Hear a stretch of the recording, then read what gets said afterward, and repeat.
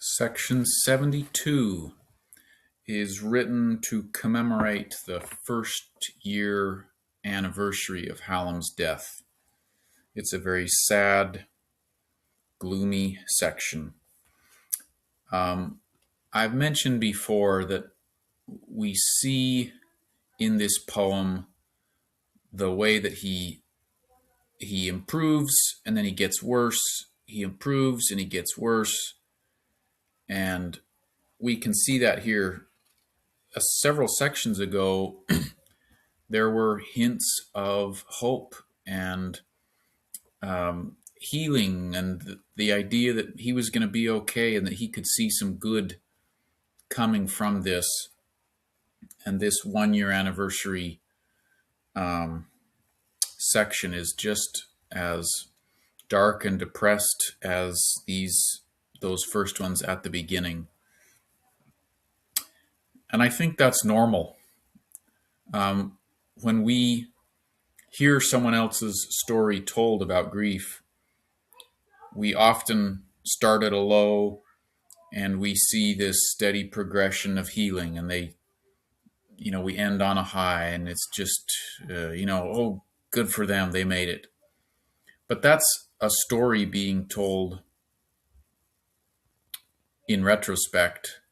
And I feel like what Tennyson has given us is more of the day-by-day development. Some days he's good. Some days he's going to make it. And then other days, maybe just a few days later, he's as depressed and discouraged as he ever was.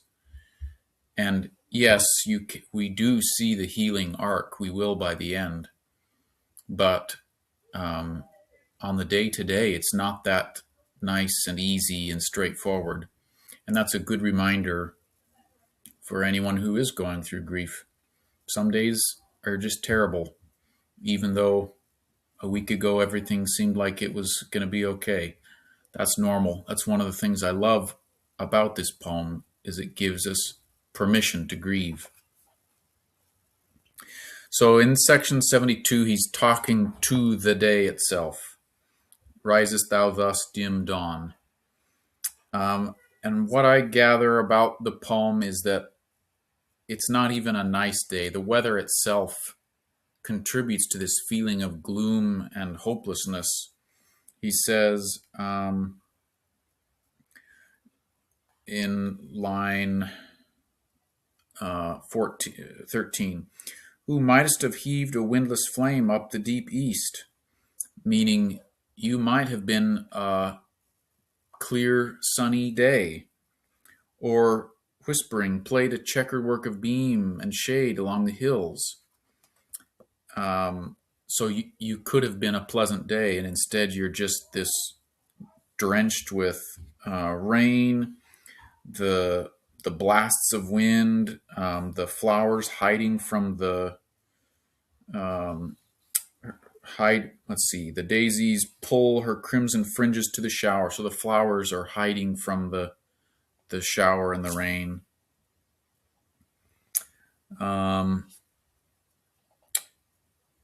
And more words, just emphasizing these words here, these poetic ways of describing nature. Climb thy thick noon. So even noon is like, rather than cheerful, it's thick. It's ugh. Disastrous day. This is line 26, 27. Touch thy dull goal of joyless gray. Hide thy shame beneath the ground. So there he's describing the transit of the sun across the sky.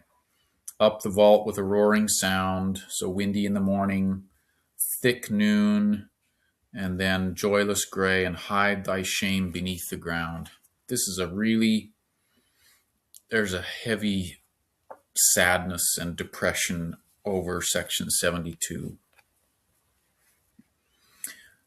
Risest thou thus, dim dawn, again, and howlest issuing out of night, with blasts that blow the poplar white, and lash with storm the streaming pane?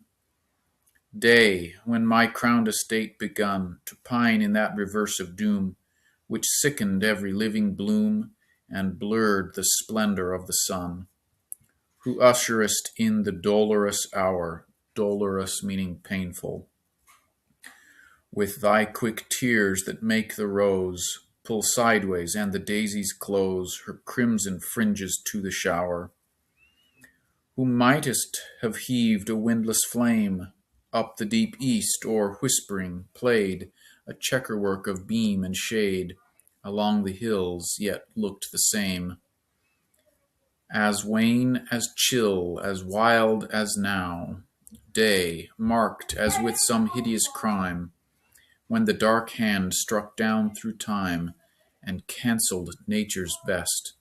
But thou, lift as thou mayest thy burthened brows through clouds that drench the morning star, and whirl the ungarnered sheaf afar, and sow the sky with flying boughs, and up thy vault with roaring sound climb thy thick noon, disastrous day, touch thy dull goal of joyless gray, and hide thy shame beneath the ground.